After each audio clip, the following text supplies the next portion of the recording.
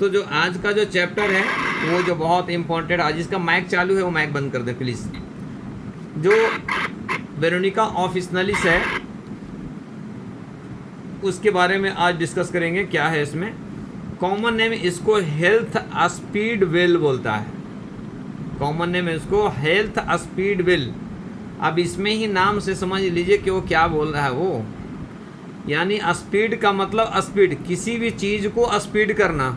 तो इसका मतलब क्या है, हेल्थ के बारे में स्पीड करेगा वो।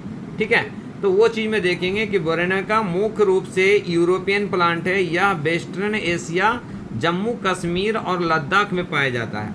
इसका मतलब ये है कि ये जो है सो ज़्यादातर ये ठंडी जगह पे पाया जाता है। ठीक है, यह कहता लद्दाख में पाया जाता है, परंतु इसे पहले इंट्रोड्यूस किया नॉर्थ अमेरिका ने। ये Britain, Iceland, south west Spain में भी पाया जाता है। इसका डिस्क्रिप्शन में कहता है वेरोनिका ऑफिसनालिस एक बहुवर्षीय पौधा है। इसकी ऊंचाई लगभग 4 फीट होता है, लगभग 4 फीट होता है, और इसमें सेल्फ परागन होता है। स्टेम हायरी और सीधा होता है, ये बिल्कुल सीधा सीधा डंडी के जैसा ये ग्रोथ होता है आपको। ठीक है, यह जिसमें ये मई से अगस्त माह में पुष्प खिलता है, पुष्प ड्यूलिंग होता है और इसमें सेल्फ परागन होता है। ठीक है, और कहता है इसका साइज होता है ओवल शेप्ड होता है, टूथेड, हेयरी और शॉर्ट पेट्यूल्ट होता है। पुष्प दल 4 पेल ब्लू कलर का होता है, यानी इसका जो फूल होता है वो 4 पत्ते का होता है और उसका जो कलर होता है वो ब्लू होता है। आवाज़ आ रही है सर? ठीक है, तो ये चीज़ होता है। उसके बाद कहता है ये इसका यूज जो होता है, पार्ट्स ऑफ यूज, ये बहुत सॉफ्ट चीज़, उसमें जो सबसे ज़्यादा हमारा प्लांट में जो सॉफ्ट दिया जाता है वो नाम से उसको फूल बोलते हैं। हमारा सबसे सॉफ्ट प्लांट में आता है वो फूल, तो फूल इसका इस्तेमाल होता है इसका। कहता है कि रोमानिया में इसका उपयोग ट्रेडिशनल मेडिसिन, ट्रेडिशनल मेडिसिन क्या होता है? ट्रेडिशनल मेडिसिन का मतलब होता है ये ट्रेडिंग होना, ट्रेडिंग ट्रांसपोर्टिंग होना, यानी अलग अलग जगह पे इसको बेच करके अपना जीवन यापन करना, है ना। कहता है इसको मेडिसिन के रूप में किडनी डिजीज, कफ, ये काम क्या करता है? किडनी डिजीज और कफ में इसका इम्पोर्टेंट रोल है। नजल कैटरा बॉन्ड हीलिंग के रूप में करते हैं। रिसर्च के अनुसार इसमें फिनोलिक और एस्टोरोलिक कंटेंट पाया जाता है, जो एंटीऑक्सीडेंट और एंटी माइक्रोबियल प्रॉपर्टी देता है।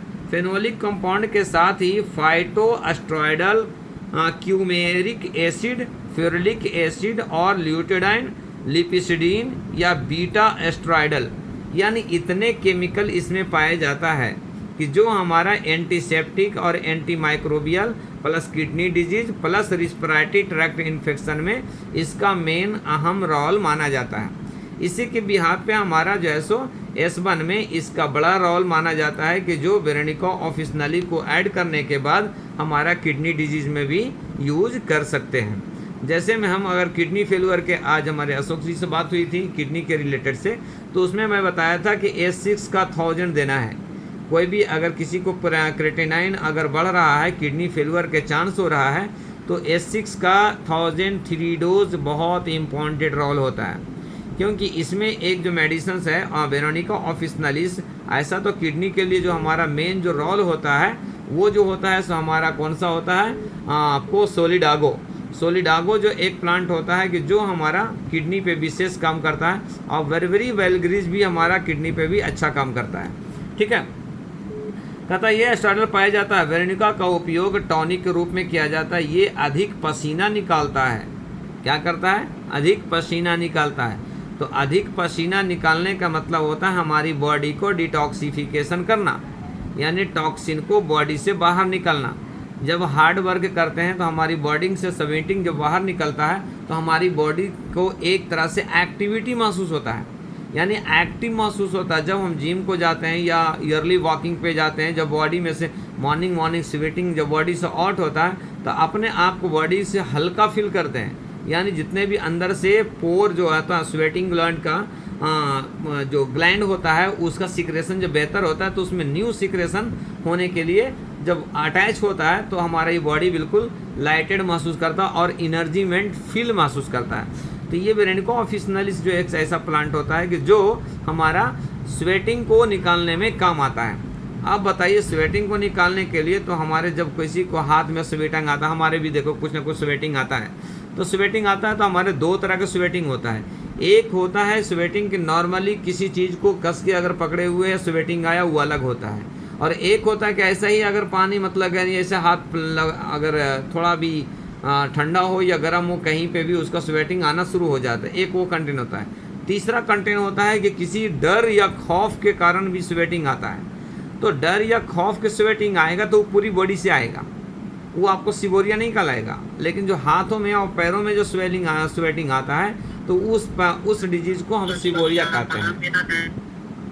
आवाज आ रही है ना?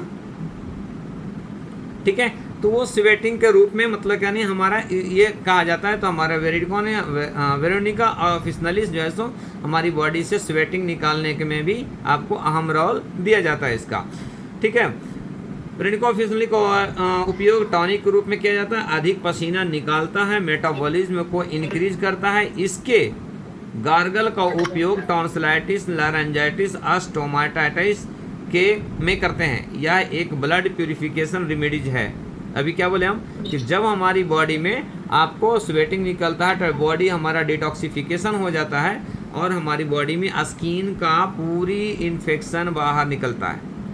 तो वेट एक्जिमा या ड्राई एक्जिमा के जब देखेंगे आप कभी भी पेशेंट को, तो वो पेशेंट को कभी भी आपको पसीना आपको देखने को नहीं मिलेगा। तो ये समझ लीजिए इसकी बॉडी में जाहिर सी बात है इसका बॉडी में टॉक्सिनाइज है।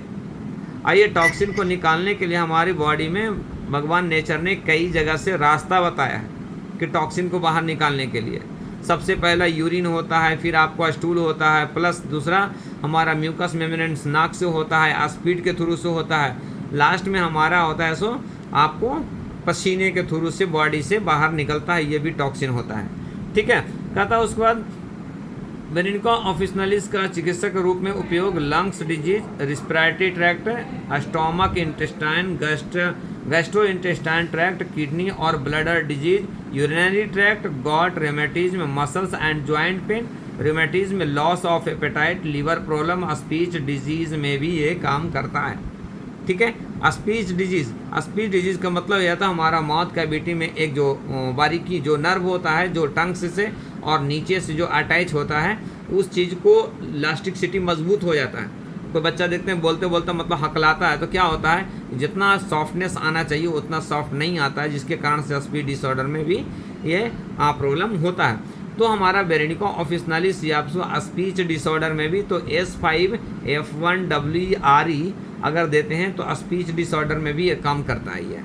ठीक है, कहता है अनेक देशों के लोग वेरोनिका का उपयोग ट्रेडिशनल मेडिसिन के रूप में करते हैं और आयुर्वेद चिकित्सा में इसका उपयोग औषधि के रूप में किया जाता है। औषधि का मतलब क्या नहीं, इसका कूट पीट करके एक जो तवा तैयार करता है आयुर्वेदक वाला ना, तो उसमें भी आपको ये वेरोनिका ऑफिसनालिस का इस्तेमाल किया जाता है। ठीक है, औषधि के रूप में किया जाता है। इससे सामान्य कमजोरी अथवा रोगों के कारण होने वाले कमजोरी को दूर करने के लिए टॉनिक के रूप में करते हैं। कहता है कि एक बीमारी से कमज़ोर होना, एक बीमारी जब तक बॉडी में है जब तक कमज़ोर दिख रहा है वो अलग हुआ।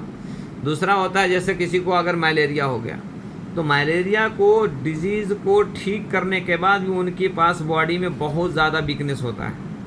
इसका मतलब क्या हुआ, मलेरिया जो हमारा मच्छर काटने से, जो डेंगू मच्छर काटने से जो होता है, तो उस वक्त बॉडी में इतना टॉक्सिन हो जाता है, उसकी मेडिसिन इतना हैवी चलाया जाता है कि लारियागोर क्लोरोफिनिकॉल जो होता है या क्लोरोफिनामाइन जो होता है, वो मेडिसिन को इस्तेमाल करने के बाद उसकी बॉडी में इतनी बीमारी तो दूर हो जाता है, फीवर वगैरह सबसाइड हो जाता है, लेकिन बॉडी में इंटेस्टाइन में बहुत बड़ा प्रॉब्लम क्रिएट करता है। तो उस कंडीशंस में भी हमारा वेरोनिका ऑफिसनालिस जो है सो इम्पॉर्टेंट रोल अदा करता है, जो उसको साइड इफ़ेक्ट को दूर करता है और उसकी बॉडी को नेचुरल इम्यून सिस्टम को आपको इंक्रीज कराता है। ठीक है, नए रिसर्च के अनुसार वेरोनिका का उपयोग स्टोमक अल्सर के लिए प्रिवेंटिव ट्रीटमेंट के रूप में करते हैं। क्या कहता है, अगर तो इसीलिए बताता है कि नेचुरल टॉनिक और जनरल टॉनिक अगर S1 का बिफोर मील और S10 के आफ्टर मील लेने के कारण ये क्या करता है, जो हमारे पास जो मेडिसिन है दो S1 और S10 और स्लैश S1 और S10 को स्लैश यूज करने वाले सबसे ज़्यादा जो है सो हमारे ग्रुप में जो है सो डॉक्टर कमल जी हैं। ये बहुत यूज करे हैं, इतने मेडिसिन यूज करे हैं। कोई भी पेशेंट को सर 90% लोगों को बॉडी में टॉक्सिन है, ना तो सुबह में उठना, ना तो टाइम पे सोना, ना तो सही से खाना। तो वो पेशेंट जो हमारे कमल जी जो इलाज करते थे, कोई भी पेशेंट को, यानी आपको स्किन का प्रॉब्लम हो या तो जॉइंट का प्रॉब्लम हो या तो स्टोमक का प्रॉब्लम हो, सबको 3 मेडिसिन वो देते थे। वो अभी भी देते हैं उन्होंने S1। अब जो है सो जब मनीष सर ग्लूस में मैं नहीं था उस वक्त मैं एक ही काम करता था, S1 before meal, S10 after मील और स्लास को नाइट में, ये 3 मेडिसिन चलाता था।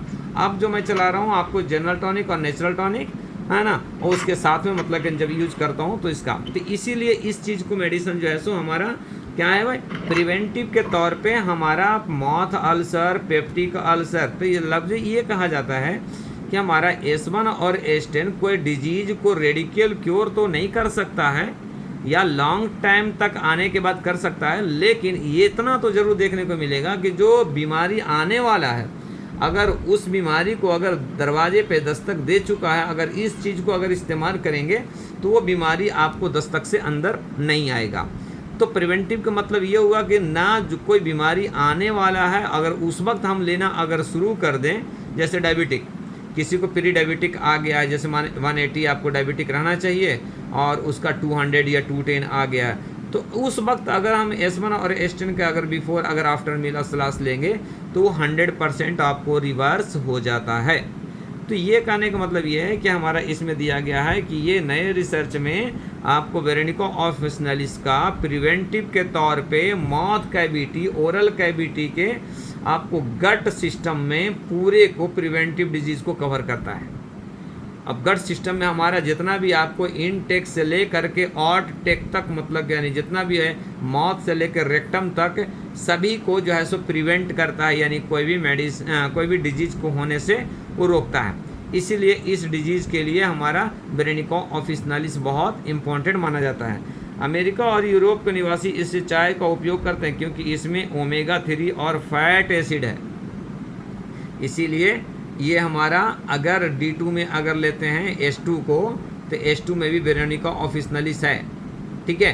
तो S2 में हमारा जो है सो S2 के साथ में हम अगर जो OBS सीरम बनाए हैं तो ओमेगा 3 फैट के तरह से जैसे लिपिड प्रोफाइल को कम करता है और प्लस हमारा कोलेस्ट्रॉल को कम करता है, प्लस विटामिन D को मेंटेन करता है और ओबेसिटी को कम करता है।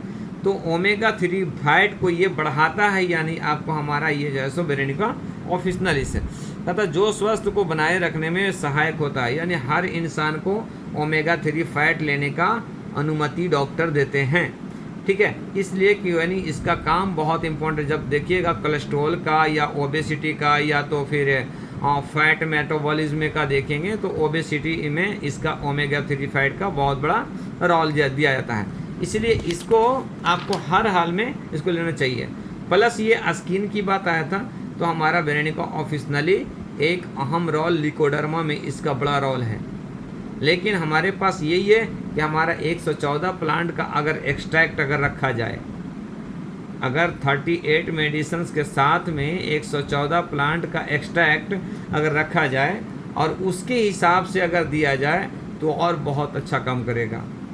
तो आदमी को कुछ प्लांट ऐसे हैं कि जो बहुत इम्पोर्टेंट माना जाता है, उस प्लांट को अलग से एक्सट्रैक्ट रखा जाए, उसका भी D3 का किट मंगाया जाए और वो D3 का किट से तोड़ करके आप अपना मेडिसिन के रूप में दीजिए।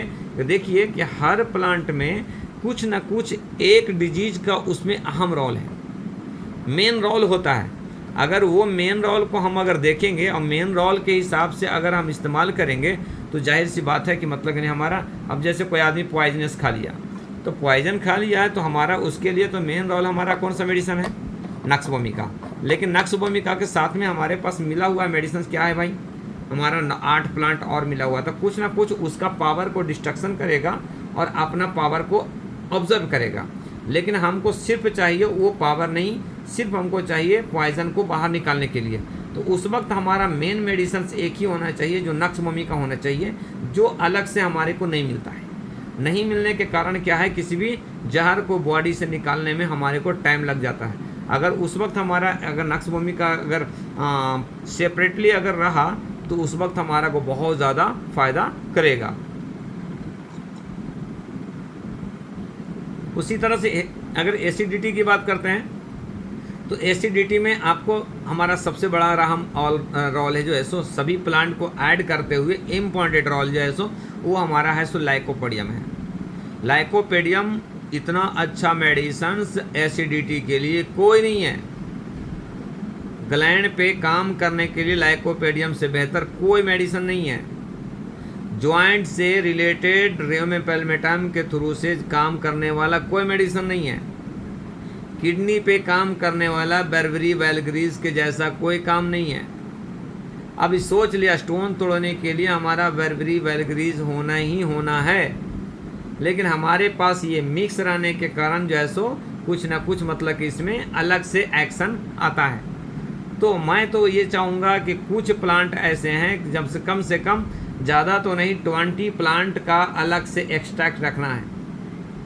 ज़्यादा नहीं, आपको डब्ल्यू की ज़रूरत नहीं है। जो डब्ल्यू में प्लांट है उसका नहीं, स्ट्रक्चरल और फंक्शनल और नर्वस सिस्टम और मिडिल मैन, यानी आपको एल ग्रुप का यानी 4 डिजीज जो है सो हमारे इसमें आपको रखना इम्पोर्टेंट होता है। और उस चीज़ को अगर रखते हैं तो बहुत ज़्यादा फ़ायदा उठाने को देखने को मिल सकता है। अब उसी तरह से हम देखते हैं कि आपको जब पढ़ते हैं यूफ्रेसिया ऑफिसनलिस और लोवेलिया इन्फ्लाटा, तो लोवेलिया इन्फ्लाटा में क्या होता है भाई, किस में है वो जो है सो हमारा S11 में पाया जाता है। यूफ्रेसिया हमारा जो है सो आपको S12 में पाया जाता है। अगर हम यूफ्रेसिया को अलग से सिंगल प्लांट रखते हैं, ऐसे हमारा S12 में है यूफ्रेसिया ऑफिसनलिस, लेकिन यूफ्रेसिया ऑफिसनलिस के साथ साथ में और कई प्लांट हैं कि जो उसका हमारा मैटी जी ने क्या करा था कि ऐसा मेडिसिन्स को परसेंटेज में ऐड किया था कि जो फ़ायदा ना करे तो नुकसान भी ना करे। लेकिन हाँ, इलेक्ट्रोपैथी के जैसा अगर इस्तेमाल अगर करते हैं होम्योपैथी के जैसा अगर इस्तेमाल करते हैं इलेक्ट्रोपैथी को प्लांट को, तो आपको विशेष जानकारी होना ज़रूरी होगा। ये नॉर्मली जो मर्जी है दे दिए ऐसा में वो नहीं चलता, क्योंकि मेन आपका इंग्रेडिएंट इस्तेमाल जब करेंगे तो जब तक उस चीज़ को पूरी वेरीफाई नहीं होगा जब तक आप उसको पर्सनल प्लांट का इस्तेमाल नहीं कर पाएंगे। जब एसिडिटी हो रहा है तो हम एसिडिटी के लिए हम जानते हैं कि क्या है भाई, तो एसिडिटी के लिए एक ही चीज़ माना जाता है कि हमारा लाइकोपोडियम एसिडिटी के लिए नंबर 1 मेडिसिन है। जब नंबर 1 मेडिसिन है तो हमारा लाइकोपोडियम अलग से देखेंगे कब देंगे, जब हमारा पूरी विशेष जानकारी उसमें हो जाए तो ठीक है। कहता है उसके बाद कहता है कि लिकोडर्मा में इसका प्रयोग करने से मेलानिन को प्रोडक्शन को बढ़ाकर रोग को ठीक करता है। मेलानिन को बढ़ाता है। मेलानिन को मतलब मेलानिन जो होता है एक केमिकल होता है कि जो हमारा स्किन का पैचेज को कलर बैलेंस करता है, वो यानी कलर बनाने वाला मेलानिन ही हमारा जो केमिकल होता है वो इम्पोर्टेंट होता है आपको, ठीक है। तो वो कंडीशंस में हमारा जो है सो बहुत बड़ा ये काम करता है, ठीक है। प्रोडक्शन को बढ़ाकर रोग को ठीक करता है। कम मात्रा में प्रयोग करने से त्वचा को चिकना, मुलायम और गोरा बनाता है।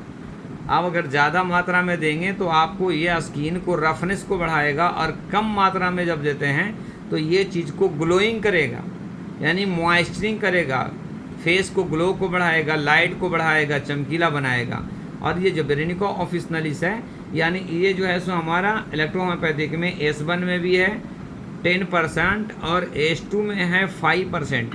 सोच लीजिए, अभी बताया था ना भाई कि बेरेनिका ऑफिसनलिस को निगेटिव में देने से any type of the digestion problem को मेंटेन करेगा। इसीलिए और कहीं पे भी गदूद जो, अब देखिए एक पॉइंट बताता हूँ मैं, हमारी एक ही मेडिसिन से कब जाकर के काम करेगा पूरी बॉडी पे। हमारा निगेटिव में देंगे तो काम करेगा या पॉजिटिव में देंगे तो काम करेगा। तो हमारी जो मेडिसिन होता है जितना निगेटिव रहता है वो पूरी बॉडी पे काम करता है। अगर पॉजिटिव देते हैं तो हमारा एक ऑर्गन स्पेशल पे वर्क करेगा। स्पेशल पे भी अगर मोर पॉजिटिव अगर दे दिए तो उस ऑर्गन पे भी आपको एग्रेवेट कर सकता है। अगर H2 का अगर हम D2 दे देंगे किसी को, D2 अगर 10 ड्रॉप, तो उसको जितना हाइपर एसिडिटी ना होगा ना उससे 3 गुना ज़्यादा हो जाएगा वो, क्योंकि इसका काम है HCl को मतलब यानी बनाना। अगर वो बनाएगा तो फिर क्या करेगा वो, लेकिन उसी HCl को रिड्यूस करने के लिए हम H2 का अगर 30 दे देते हैं सैंग्विन टेम्परामेंट वाले को, तो ये बहुत अच्छा से आपको एसिडिटी को रिड्यूस कर देता है और ये इसका बहुत फ़ायदा देखने को मिलता है आपको। ठीक है, उसी तरह से आप देखिए कहा था इसमें रोग को ठीक करता है कम मात्रा में। हाँ, H2 में 5% है। क्यों दिया गया है? क्योंकि H2 एक हमारा गैलेंडुलार रेमिडीज है और ग्लैंड हमारी पूरी बॉडी में स्प्रेड है। अगर H2 के अगर इसमें ही अगर ब्रेनिको ऑफिसनालिस को अगर ये देता 20% से 30%, तो ये स्पेशल जगह पे वर्क करता, पूरी बॉडी पे वर्क नहीं करता। तो इसीलिए ये ग्लैंड के सिक्रेशन को बैलेंस करते हुए इसको नेगेटिव डोज में दिया गया है, नेगेटिव तौर पे रखा गया है। H2 में 5% है, H3 में 5% है, S5 में 10% है। बाकी पूरा में S5, S6, S10, S11 और बेनमन में भी है। H12 में ये नहीं है, बेनमन में भी आपको 10% आपको देखने को मिलेगा ब्रेनिको ऑफिसनालिस से। तो ये जो था सो आज छोटा चैप्टर था ये ब्रेनिको ऑफिसनालिस से, लेकिन बहुत अच्छा चैप्टर था। इसके रिलेटेड से जो है सो बहुत कॉम्प्लिकेटेड डिजीज को हम कवर कर सकते हैं, क्योंकि ये पूरे में निगेटिव ज़्यादा दिया गया है, यानी कम मात्रा का इस्तेमाल किया गया है। अगर 10% है तो वो कम है, 20% है तो ज़्यादा है, तो ज़्यादा उससे भी आपको कम दिया गया है। एक और कुछ पॉइंट बताता हूँ मैं कि अगर किसी पेशेंट को पीसीओडी होता है और पीसीओडी होने के बाद जो वो पेशेंट जो मॉडर्न साइंस के डॉक्टर के पास जाता है तो एक टैबलेट लिखता है जिसका नाम है मेटफॉर्मिन। ठीक है, तो मेटफॉर्मिन तो हम जानते हैं कि ग्लूकोज को मेंटेन करता है, यानी डायबिटिक का मेडिसिन है। ठीक है, तो क्या डायबिटिक को क्या करता है? इंसुलिन को मेंटेन करता है वो। तो इंसुलिन को अनबैलेंसिंस या रेसिस्टेंट होने के कारण ही हमारा हार्मोन इनबैलेंस होता है, और जिसके कारण से वो है सो हमारा इंसुलिन को बैलेंस करने के लिए हमारा मेटफॉर्मिन देता है, और वो जब मेटफॉर्मिन इंसुलिन को बैलेंस करता है तो हमारा पीसीओडी को भी ठीक करता है। तो अब उसी तरह से हमारे मेडिसिन भी कौन ऐसा मेडिसिन है कि जो इंसुलिन को बैलेंस कर करके हार्मोन को बैलेंस करता है? कौन बता सकता है?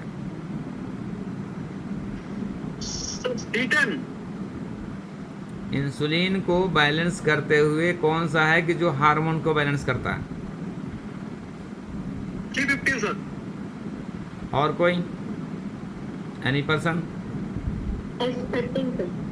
जी मैडम क्या बोले? S13 में, हाँ S13 सही है, लेकिन S13 में ये आप कंबाइन रेमिडीज में S13 में जो मेन रोल जो है सो C17 5% दिया गया है।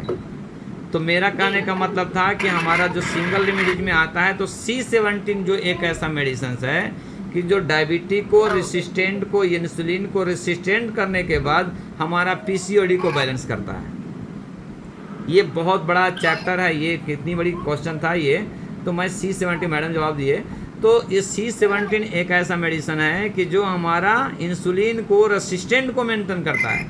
अगर किसी को इंसुलिन का प्रॉब्लम होता है ना तो C17, लेकिन हम क्या जानते हैं? हम एक ही चीज़ जानते हैं कि C17 हमारा यूरेटर पे काम करता है, यूरेथ्रा पे काम करता है। लेकिन कब? कोई भी मेडिसिन का सिलेक्शन जो होता है निगेटिव में नहीं होता है। कोई भी मेडिसिन का जो ऑर्गन वाइज जो सिलेक्टेड होता है वो पॉजिटिव का होता है। हम कभी भी निगेटिव तौर पे उसको नहीं सोचते हैं। निगेटिव जो है सो डीप सीटेड नॉलेज वाला ही बता सकता है कि हमारा डीप सीटेड में कहाँ काम करेगा। हम जानते हैं C1 सेल पे काम करता है, लेकिन डीप में जाते हैं तो कहाँ काम करता है भाई? ब्रेन पे काम करता है, टेस्टिकल पे काम करता है और यूट्रस पे काम करता है। लेकिन हम C1 बजाने थे, क्या जानते थे भाई? सिर्फ सेल पे काम करता है ना। तो वो चीज़ को कहने के मुताबिक है कि जो हमारा डिजीज दो तरह से होता है, कि एक होता है कि खुद सफर्ड होना और एक होता है कि दूसरे के थ्रू से सफर्ड होना। यानी एक हार्मोन डायरेक्ट कहता ना एक्सोक्राइन और इंडोक्राइन, है ना। तो जब एक्सोक्राइन इंडोक्राइन अगर सही से पढ़िएगा ना तब मेडिसिन हमारा समझ में आ जाएगा कि कौन सा मेडिसिन को डायरेक्ट दे सकते हैं और कौन सा मेडिसिन को निगेटिव देने के बाद वो मेडिसिन को वहाँ पहुँचा सकते हैं। तो मैं क्या करा, अभी C17 के जब बात बोला इसलिए बताया कि C17 को अगर हम D4 में देते तो डायरेक्ट जाकर के यूरेटर और यूरेथ्रा पर काम करता, लेकिन मैं C17 को जब 5% अगर डाला और निगेटिव डाला तो ये क्या काम कर रहा है, यूरेथ्रा को कवर करते हुए हमारा पैनक्रियाज पे ये कवर कर रहा है और इंसुलिन को ये बैलेंस कर रहा है ये। इसलिए S13 का सेकंड डायल्यूशन डायबिटिक में बहुत अच्छा काम करता है। तो आज से कोई भी पीसीओडी के लिए S13 आप दीजिए, बहुत अच्छा काम करेगा। दूसरा, आप प्रेगनेंसी वाले पेशेंट को S13 दीजिए। यूट्रस का जितना भी हार्मोन इनबैलेंस रहेगा, फीटस डेवलपमेंट में होने का प्रॉब्लम रहेगा, पूरे को कवर करेगा। समझिए कि S13 कितना इम्पोर्टेंट होता है, क्योंकि S13 आप ना पढ़ करके आप उसका मेन चैप्टर पढ़िएगा S6 C6 C17 F1WE या S6 C17 F1WE, S6 C6 नहीं है उसमें, S6 C17 F1WE। अब बताइए क्या कर रहा है, S6 C17 F1WE। F1WE आपको किसी को भी नर्व सिस्टम को बैलेंस करेगा और S6 किडनी को, एडर्नल ग्लैंड को, हार्मोन को मेंटेन करेगा और C17 हमारा यूरेटर से लेकर के पैनक्रियाज तक बैलेंस को, इंसुलिन रेसिस्टेंट को मेंटेन करेगा। तो कभी भी कोई भी पॉइंट को पकड़िए और उस चीज़ को समझने का कोशिश करेंगे कि मतलब कि हमारा मेडिसिन कैसा काम करता है और हम उसको कैसा काम करा सकते हैं। अभी बताया था ना, जसविंदर सर बताए कि हम इंसोमिया में D6 देते हैं तो काम कर जाता है, ठीक है, लेकिन D6 है और एक सेकंड डायल्यूशन है, दोनों का रास्ता अलग अलग देखेंगे। तो उसी तरह से हर डिजीज में आपको दो रास्ता अख्तियार करना है। एक अगर सेल्फ अगर सफर्ड है तो उसको न्यूट्रिशन बेस पे जाएंगे तो ज़्यादा काम करेगा। अगर दूसरे के रिलेटेड से अगर सफर्ड है तो उसमें आपको सेंटिमल में फर्स्ट डायल्यूशन सेकंड डायल्यूशन का काम ज़्यादा करेगा। तो S13 जैसो आपको सेकंड डायल्यूशन दीजिएगा तो आपको डिजीज पे काम करेगा, पैनक्रियाज से लेकर के यूरेथ्रा पे काम करेगा। S13 को D6 दीजिएगा तो आपको जैसो अलग काम करेगा। समझ में आया? अब इससे रिलेटेड किसी को क्वेश्चन है तो पूछ सकते हैं। सर अभी आपने जैसे बताया